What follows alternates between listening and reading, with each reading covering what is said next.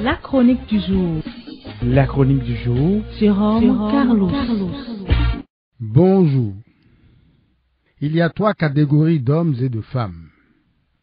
Il y a ceux et celles qui voient tout en noir.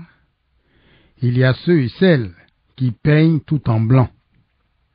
Il y a ceux et celles qui récusent les extrêmes, insistant sur les nuances multiples entre le blanc et le noir.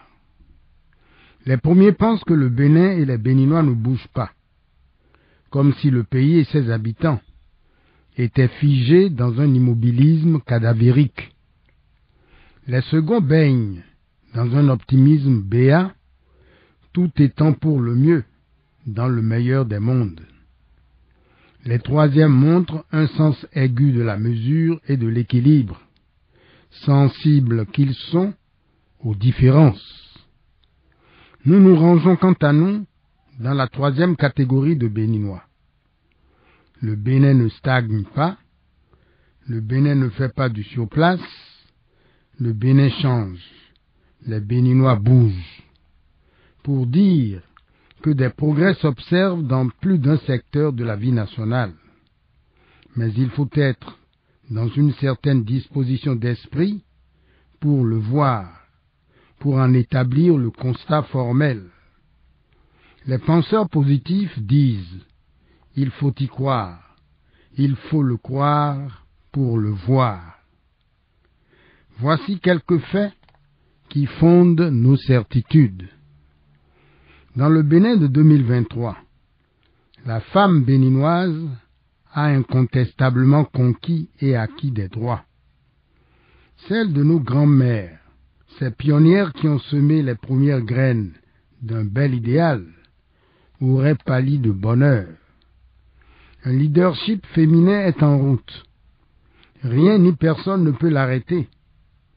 C'est ce leadership qui prête aujourd'hui une voix à la femme béninoise, dans les enceintes et dans les arènes dont elle avait été longtemps absente. Le fameux « Sois belle et tais-toi » n'est plus qu'une fumée de nostalgie qui s'effile au gré du vent. Nous étions une société masculine, c'est-à-dire une société faite par les hommes et pour les hommes. Nous migrons depuis peu vers une société plus équilibrée dans laquelle la femme, cette moitié du ciel, selon l'heureuse expression de Mao Tse-tung, retrouve progressivement la plénitude de ses droits. C'est un signe certain d'évolution et de progrès. Dans ces conditions, qui peut encore soutenir que le Bénin ne bouge pas, que les Béninois ne changent pas? Dans le Bénin de 2023, les jeunes filles et les jeunes gens n'entendent plus jouer les seconds couteaux. Ils ne veulent plus qu'on les réduise au piètre destin de roue de secours, qui peut rester sourd à leurs complaintes. En tout cas, tous les gouvernements se contraignent à faire de leur employabilité un sujet de haute préoccupation, un challenge social et politique. Les jeunes, par ailleurs, commencent à avoir l'oreille de leurs aînés, lesquels se rendent à l'idée que les vieilles feuilles ont un destin irréversible.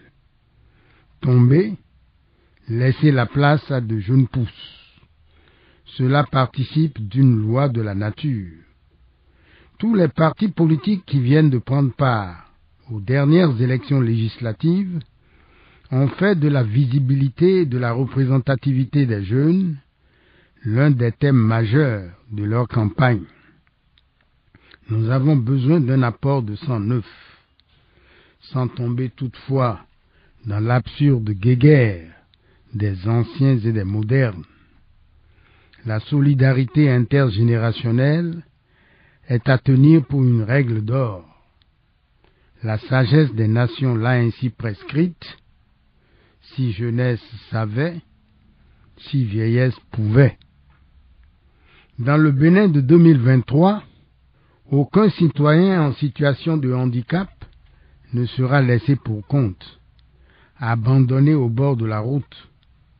La nouvelle loi offre à cette catégorie de nos concitoyens des facilités diverses: formation professionnelle, emploi, insertion sociale, prise en charge dans divers secteurs de la vie nationale. Pour un accès plus aisé à certains édifices, des aménagements appropriés sont envisagés et recommandés.